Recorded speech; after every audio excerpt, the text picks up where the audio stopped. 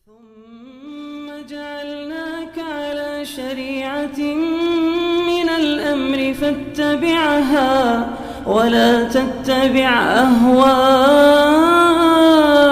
الذين لا يعلمون. Kisah bid'ah amaliyah pertama dalam Islam. Bid'ah itu kan banyak ya. Bid'ah itu banyak. Ada i'tiqadiyah, ada amaliyah. Bid'ah i'tiqadiyah itu yang pertama dalam Islam. Ada yang mengatakan bid'ah qadariyah, ada yang mengatakan bid'ah syiah. Ya. Kalau bid'ah amaliyah yang pertama itu bid'ah dzikir berjamaah yang terjadi di Kufah.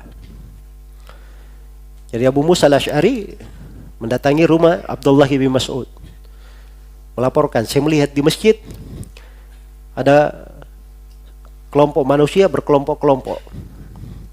Iya. Setiap kelompok dipimpin oleh satu orang. Ayo, bertasbih 100 kali, sama-sama bertasbih, subhanallah, subhanallah, subhanallah. Tahmid 100 kali, sama-sama baca alhamdulillah, alhamdulillah, alhamdulillah. Takbir 100 kali, Allah Akbar, Allah Akbar, Allah Akbar. Hah? Jelas ya? Maka Ibnu Mas'ud mendatangi mereka. Kemudian Ibnu Mas'ud bertanya, apa yang kalian lakukan ini? Iya. Apakah kalian berada di atas agama yang lebih baik daripada, apakah kalian berada di atas petunjuk yang lebih baik daripada petunjuk Nabi Muhammad sallallahu alaihi wasallam?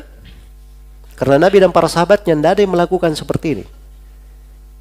Jadi kalian ini hanya ada dua kemungkinan. Hanya ada dua kemungkinan.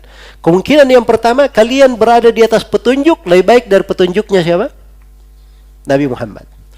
Atau yang kedua, kalian sedang membuka pintu kesesatan. Itu jelas bahasa apa? Bahasa Ibnu Mas'ud. Iya. Itu orang yang berbicara agama seperti itu. Tidak ada abu-abu, tidak. Ya. Kamu menganggap dirimu lebih pandai dari Nabi? Ya. Kalau dia tidak berani berucap seperti itu, berarti kamu sedang membuka pintu kesesatan.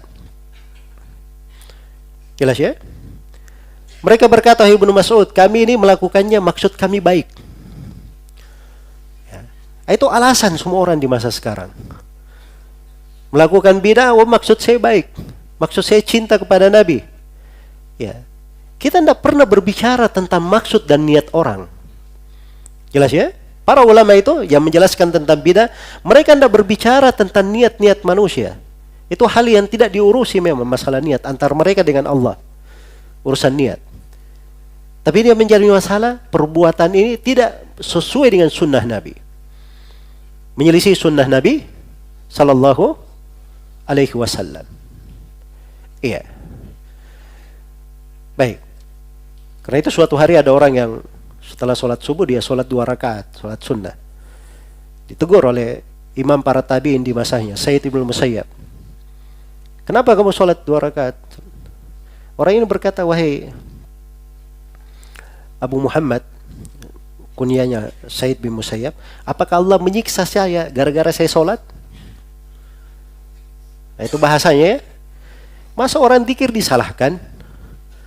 Masa berselawat masuk neraka? Kan begitu ya? Bahasa-bahasa sebagian orang kalau ditegur kekeliruan-kekeliruan. Dzikir betul, tidak ada yang melarang orang berzikir. Selawat, tidak ada yang melarang orang berselawat. Bagus kalau semuanya pada tempatnya sesuai dengan sunnah Nabi sallallahu alaihi wasallam. Sama dengan sholat. Sholat itu bagus kalau sesuai dengan sunnah. Maka jawaban yang sangat mendalam dari Said bin Musayyab. Kata beliau, Allah tidak menyiksa kamu karena sholat, tapi Allah akan menyiksa kamu karena engkau menyelisih sunnah. Karena engkau menyelisih apa? Menyelisih sunnah. Iya. Maka seperti itu keadaannya. Ibnu Mas'ud ini ketika melihat orang itu, orang-orang yang berzikir ini, langsung beliau beri 2 kemungkinan. Jelas ya? Apa yang terjadi? Ibnu Mas'ud berfirasat. Kata beliau, saya menyangka kalian ini yang dikabarkan oleh Nabi sallallahu alaihi wasallam, beliau sebutkan sifat kaum Khawarij yang akan keluar. Ya, tabi'in yang meriwayatkan kisah ini itu bercerita. Maka kami melihat kebanyakan orang yang hadir di halaqah itu ikut bersama kaum Khawarij memerangi kami di Nahrawan. Jelas ya? Dari bid'ah kecil berubah menjadi apa?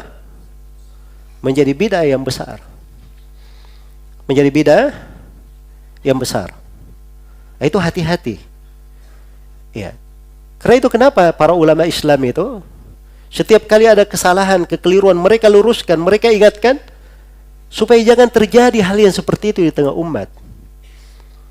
Jangan sampai umat ini jatuh di dalam perkara yang bisa membahayakan mereka. Iya. Dan itu dari rahmat ulama Islam terhadap umat ini.